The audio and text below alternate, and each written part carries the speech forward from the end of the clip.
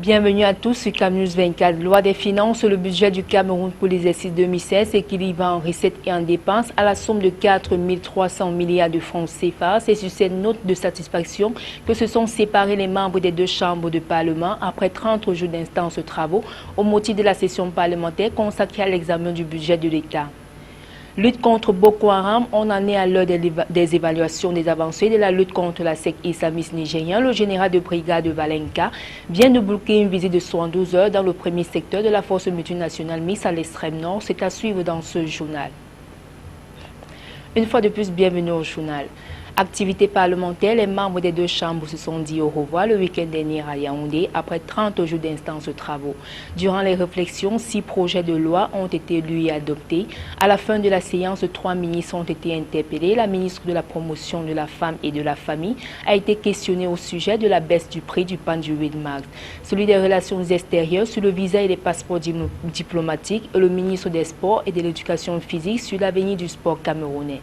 Le même scénario a été observé chez les membres de la Chambre haute au Palais des Congrès. Le budget des finances pour l'exercice 2016 s'équilibre donc en recettes et en dépenses à la somme de 4 300 milliards de francs CFA. Il ne reste plus que la promulgation de cette loi par le chef de l'État camerounais. Deuxième conférence des gouverneurs des régions, on en sait un peu plus sur le contenu des assises de Yaoundé. Les travaux de cette rencontre ont été restitués lundi 14 décembre 2015 à Douala par le gouverneur de la région du littoral, Samuel Dieudonné Ivar Dipoa. C'était en présence de ses principaux collaborateurs et des hommes de médias. Le compte rendu d'Apollinaire Obelbon, Josué Ngonga.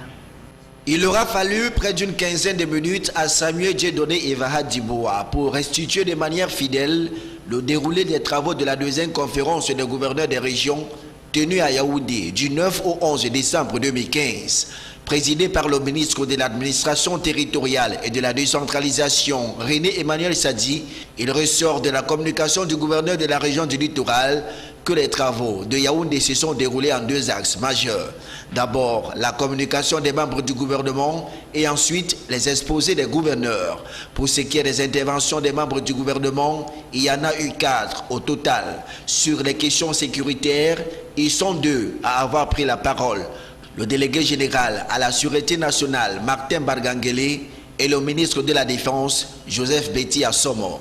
Le ministre de la Jeunesse et de l'Éducation civique a également été invité à entretenir l'auditoire sur le rôle de l'autorité administrative dans la campagne d'éducation civique et de l'intégration nationale.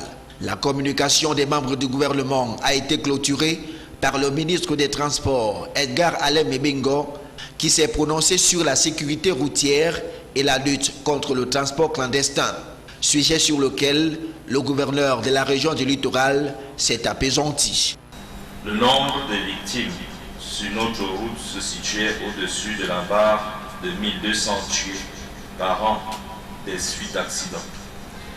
Même si le chiffre a baissé depuis lors pour se situer au-dessus de 900 morts en 2014, il reste que ce sont autant d'ingénieurs et de médecins, de professeurs, d'administrateurs ou simplement de futurs travailleurs dont le pays se voit privé, parfois après avoir investi lourdement à leur formation.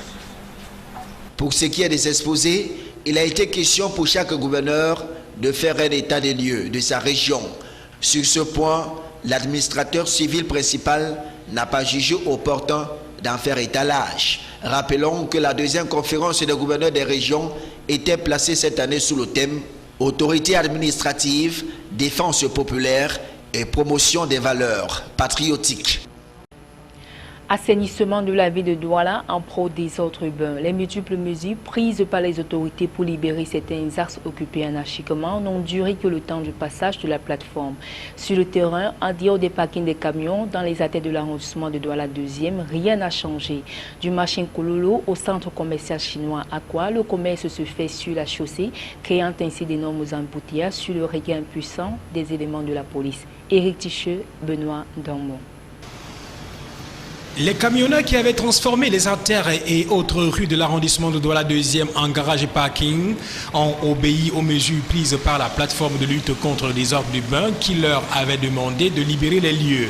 La même sommation brandie aux occupants de la rue qui va de Nkouloulou à la gare de Newbel n'a pas prospéré. Les choses ici sont restées en état. Les étals des commerçants et autres marchands ambulants continuent de disputer la chaussée aux grandes dames des automobiles et même des piétons. Un peu plus loin, au centre commercial chinois à Akwa, il n'y a d'égal que la cour du roi Peto pour décrier l'ambiance qui règne ici. Et pourtant, la plateforme de lutte contre le désordre urbain était aussi passée par là. Au vu de ce qui s'y passe au quotidien, l'on a envie de dire que les habitudes ont la peau dure. Le marché se fait en pleine chaussée, juste à côté d'un poste de police de la CUD. Les éléments de la police qui devraient veiller à l'interdiction de toute activité commerciale en ces lieux s'activent plutôt à diriger la circulation et font semblant de chasser les commerçants ambulants en arrachant leurs marchandises. Visiblement, le mouvement de déguerpissement engagé maintes fois contre ces commerçants par la plateforme présidée par le préfet du département du Vouri n'a duré que quelques mois. Une situation qui crée d'énormes bouchons sur ces boulevards situés en plein centre-ville de la capitale économique. À cela s'ajoute l'insécurité et surtout en cette période de préparatifs des fêtes de fin d'année. Face à ce constat, l'on s'interroge. L'obstination des commerçants aurait-elle pris le dessus sur les mesures administratives de lutte contre le désordre urbain? Sinon, pourquoi force ne revient-il par la loi? Dans la suite du journal, le tout premier salon international du machinisme agricole au Cameroun s'ouvre ce jour à la Chambre d'agriculture, des pêches, de l'élevage et des forêts du Cameroun. Placé sous le haut patronage du président de la République, le salon international du machinisme agricole est en effet un espace de rencontre et d'échange entre professionnels de l'agriculture, des pêches, de l'élevage et des forêts.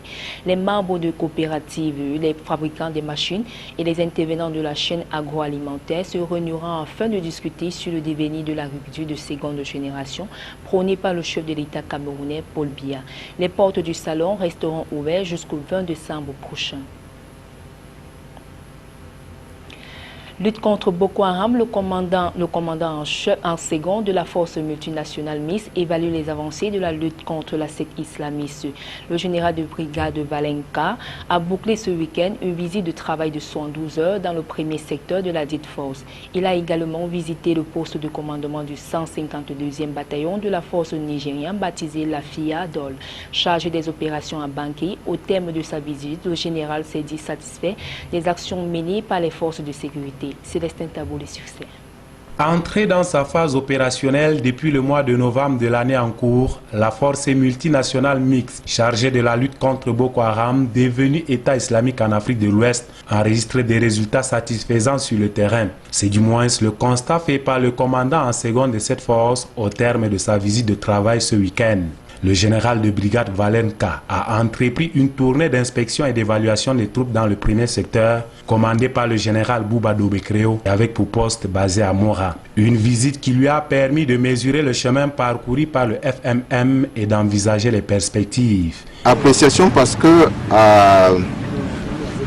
le secteur 1 est en train de se déployer, de s'installer, mais le secteur 1 a ces derniers temps enregistré des succès louables contre le groupe terroriste Boko Haram, comme je l'ai dit, en liaison avec Émergence 4, en liaison avec l'opération Alpha, en liaison avec les forces, les unités nigérianes de l'opération La FIA Dolédon, l'OPCA Maïdou.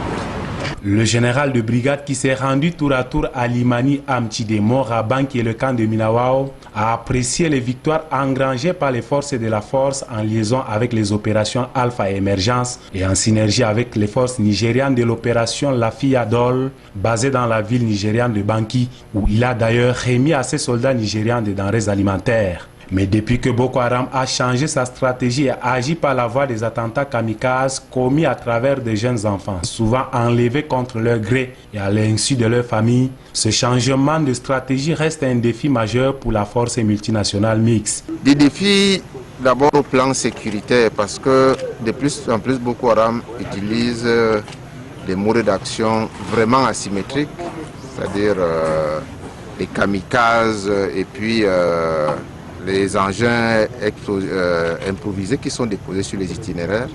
C'est très difficile à combattre si on n'a pas l'adhésion de la population. Les défis à relever sont certes là, mais pour le général Valenka, il faut que la population joue sa partition en collaborant étroitement avec les forces de défense et de sécurité. Bientôt, un nouvel entraîneur sélectionné pour les Lions indomptables du Cameroun. Un appel à la candidature internationale vient d'être lancé par la Fédération camerounaise de football en vue du recrutement du remplaçant de l'Allemand Finke. Le futur technicien camerounais ou expatrié devrait remplir 15 critères pour prétendre entraîner la sélection nationale à Fagnon du Cameroun. Le récit de Michel Atiba.